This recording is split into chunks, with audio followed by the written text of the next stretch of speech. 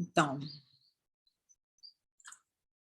o nosso assunto da noite é a introdução do Evangelho segundo o Espiritismo. E essa introdução ela se divide em 2 itens, a introdução 1, que é o objetivo desta obra, e a introdução 2, a autoridade da doutrina espírita.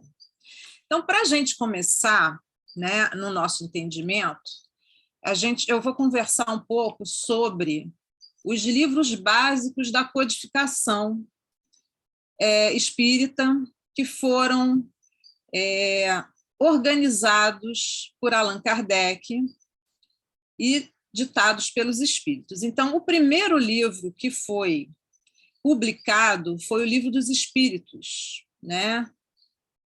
Que foi em função de uma série de manifestações, né, de espíritos, e que Kardec fez uma coletânea de perguntas e respostas e juntou e montou o Livro dos Espíritos, essa obra. Isso foi publicado no dia 18 de abril de 1857.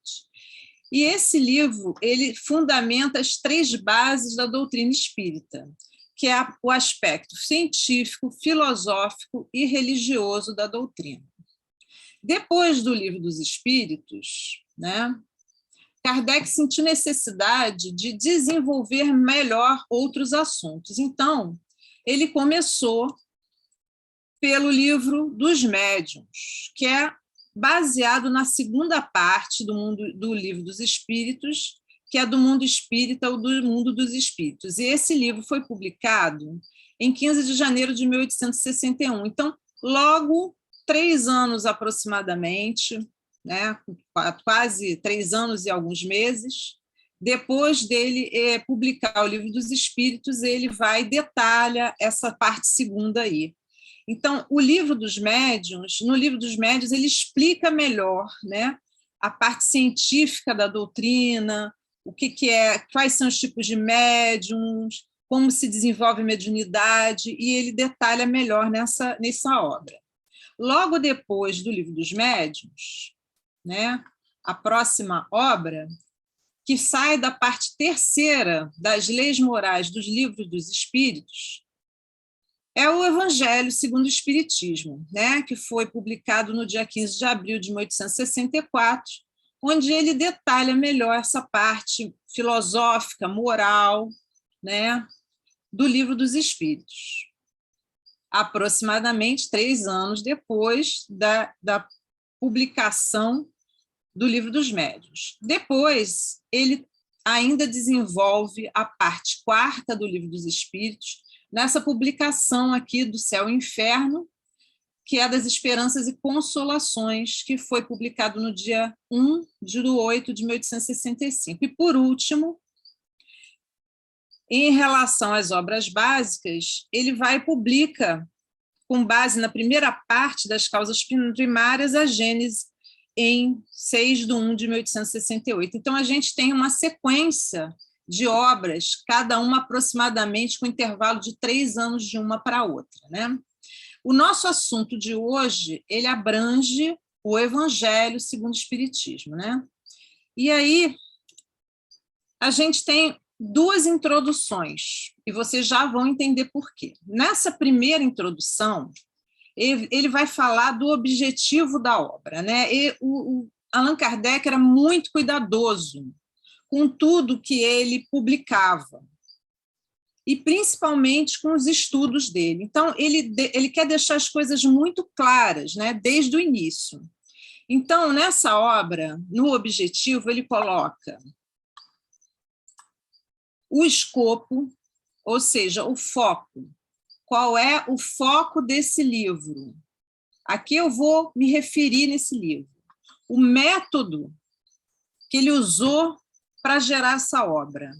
E aqui, a quem se destina essa leitura, esse livro, essa matéria, né?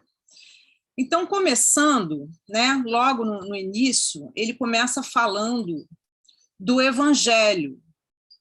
O Evangelho, que é o Novo Testamento, né? Que é o Novo Testamento da Bíblia, né? Que são as passagens a partir de Jesus. Então, o Evangelho é o Novo Testamento, que é a revelação trazida por Jesus. E ele já começa dividindo o evangelho em os atos comuns da vida do Cristo, os milagres de Jesus, as predições, as profecias, previsões, as palavras que foram tomadas pela Igreja para fundamentar os dogmas da religião católica e o ensino moral. Então, Allan Kardec, estudando o Evangelho, ele, para fins de explicar o escopo, né, o foco da obra do Evangelho segundo o Espiritismo, ele divide os assuntos do Novo Testamento em 5 pontos. E aí ele diz o seguinte: os 4 primeiros geram muitas controvérsias, né? Geram muitas dúvidas, muitas contestações, muitos desacordos. Então, o que eu vou fazer? Eu vou basear o Evangelho segundo o Espiritismo na 5ª parte, né? Ou seja, nas passagens que estão relacionadas ao ensino moral. Por quê? Porque no ensino moral não existe desacordo. Essa parte é inatacável.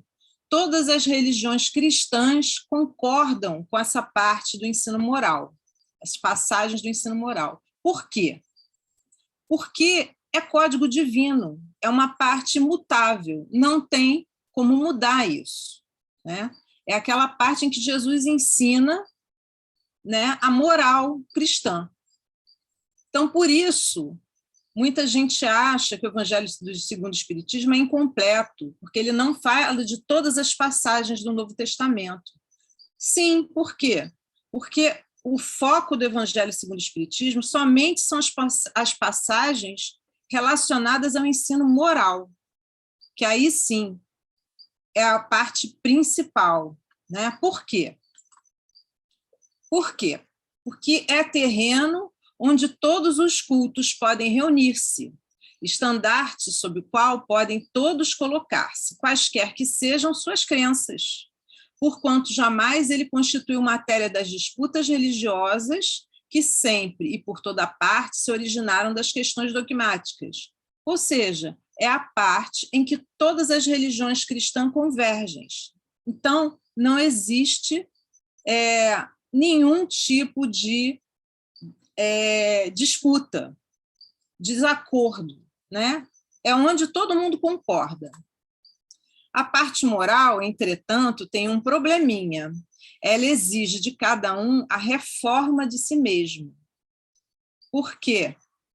Porque ela vai falar daquilo que a gente precisa mudar na gente mesmo.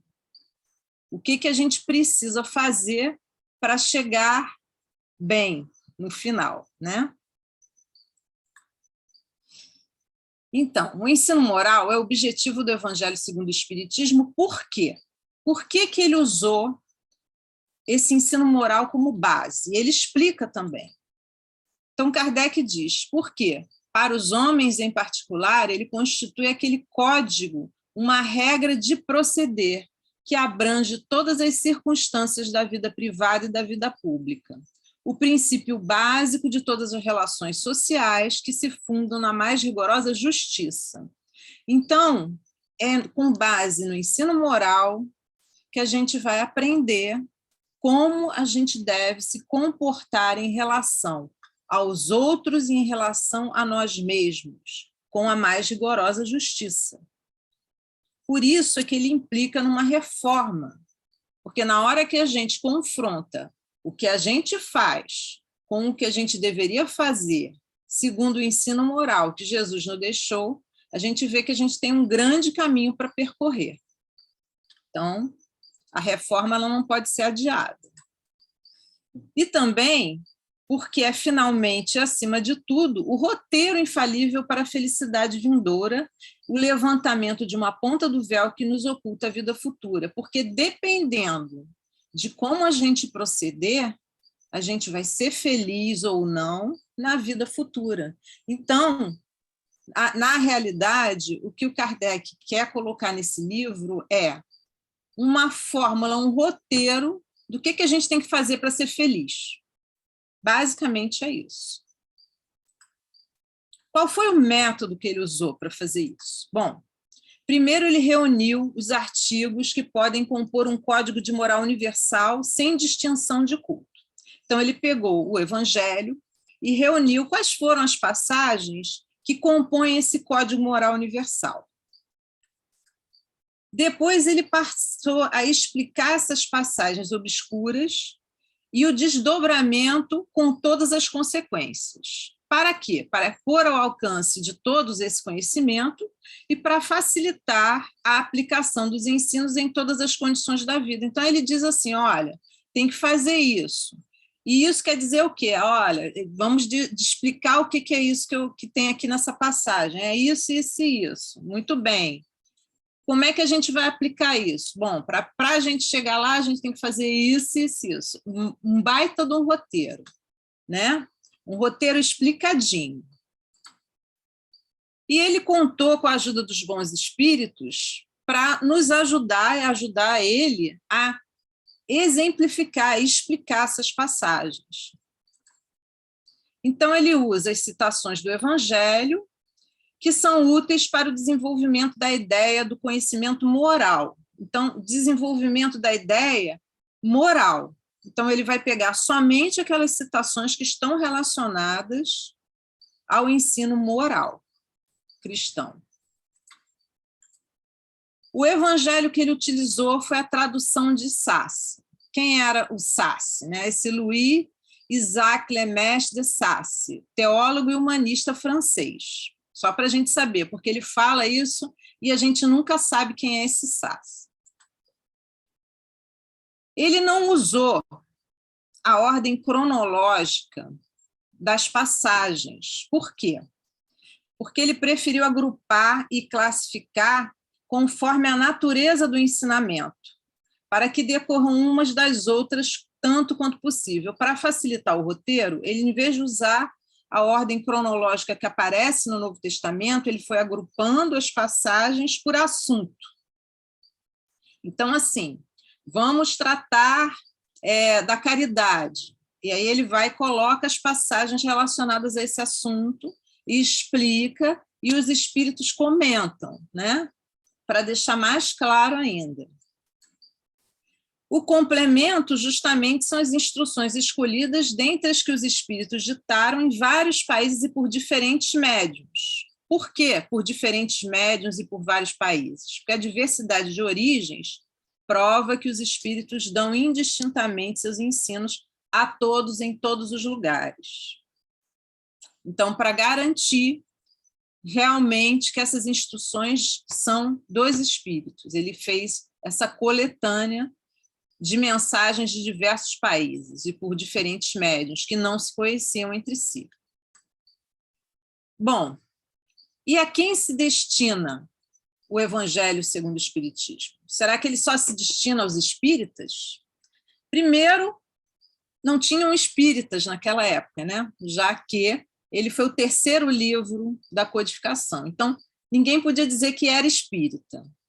Era, no mínimo, alguém que estava curioso e desejava conhecer sobre esse assunto, né? Então, a destinação, na verdade, é para todo mundo. Qualquer um pode ler o Evangelho segundo o Espiritismo, né? Ele não vai ferir a religião de ninguém. As instruções que promanam dos espíritos são verdadeiramente as vozes do céu que vêm esclarecer os homens e convidá-los à prática do Evangelho. Então, na verdade, o que ele está propondo é um roteiro prático do Evangelho. É nos ajudar a praticar o Evangelho. Então, para isso, a gente não precisa ser espírita. Muito bem. E agora a gente pensa, mas para que Kardec, já tendo explicado tudo isso na introdução 1, foi desenvolver uma segunda parte da introdução 2? Qual era o objetivo dele com essa introdução 1, 2, se ele já tinha explicado tudo que ele queria na 1? Bom, a autoridade da doutrina espírita, ele quer simplesmente listar as condições de garantia. Mas para que ele precisa disso? por que Kardec precisava garantir que as informações que estavam nesse livro, essas informações eram verdadeiras, eram fruto de uma pesquisa séria. Por quê? Bom, então, para explicar isso, a gente precisa conhecer o senhor Allan Kardec. Então, quem era o senhor Allan Kardec? O nome verdadeiro dele era Hippolyte Léon Denisard Rivel. Então, já começou interessante, porque ele assina o livro como Allan Kardec, só que o nome dele não é Allan Kardec. Por que ele fez isso? Bom, ele nasceu em 3 de outubro de 1804, em Lyon, francês, e faleceu em 31 de março de 1869, em Paris. Qual era a formação acadêmica dele? Era bacharel em Ciências e Letras, e ele se bacharelou aos 18 anos. Então, ele já estudava muito antes disso.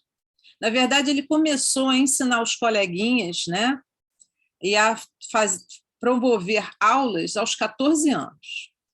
Ele conhecia a fundo os idiomas francês, alemão, inglês e neerlandês, além de dominar perfeitamente italiano e espanhol. Membro de diversas sociedades acadêmicas, entre as quais o Instituto Histórico de Paris e a Academia Real de Arras. Instituições das mais sérias em termos de ciência naquela época.